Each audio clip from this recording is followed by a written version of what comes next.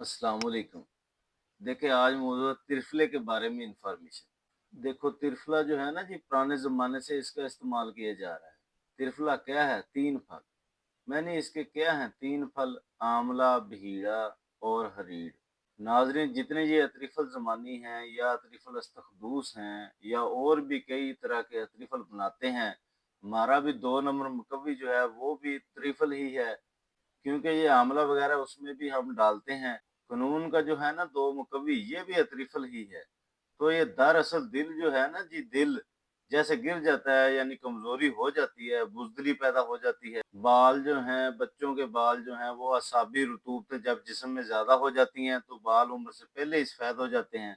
तो तिरफला देने से या त्रिफल देने से वो दोबारा काले हो जाते हैं। नाज़रीन, हरीड़ का मुरब्बा 2 से 3 माह खाने से भी इंशाअल्लाह बाल काले हो जाते हैं। तो इस तरह यानी त्रिफला जो है, जो दिल को मजबूत करता है, दिल की मजबूती के लिए, ऐसी कब्ज़ के लिए, ऐसी असाबी गैस के लिए त्रिफला दिया जाए।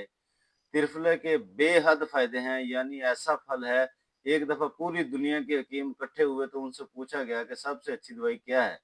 तो उन्होंने फरमाया कि सबसे अच्छी दवाई त्रिफला है, यानी इसका नुकसान नहीं है। तो ये बहुत ही फ़ायदेमंद चीज़ है, फ़ौलादी कुव्वतें ज़्यादा हो जाती हैं। जिस्म के अंदर यानी मजबूती लानी हो ज़रा, यानी बिल्कुल पिलपला जिस्म है, आप चाहते हैं कि स्टील बन जाए, जिस्म लोहे की तरह मजबूत हो जाए, तो इंशाअल्लाह त्रिफला देने से फ़ायदा होगा। यानी असाबी कब्ज़, लेसदार पखाना जिसमें होता है, वहाँ भी ये काम देता है त्रिफला। त्रिफले से बहुत काम लिया जा सकता है, इसका कोई साइड इफ़ेक्ट नहीं है। लेकिन ऐसे बंदे त्रिफला ना खाएँ जिनमें एसिडिटी बहुत ज़्यादा है, तेज़ाबियत बहुत ज़्यादा है। डॉक्टर कहते हैं कि एसिड बहुत बढ़ गया है, पट्ठों का खिंचाव पहले मौजूद है, तो कब्ज़ तोड़ने के लिए फिर इनको त्रिफला ना दिया जाए। बल्कि जिन लोगों का पेशाब सफ़ेद है, उनको त्रिफला दिया जाए।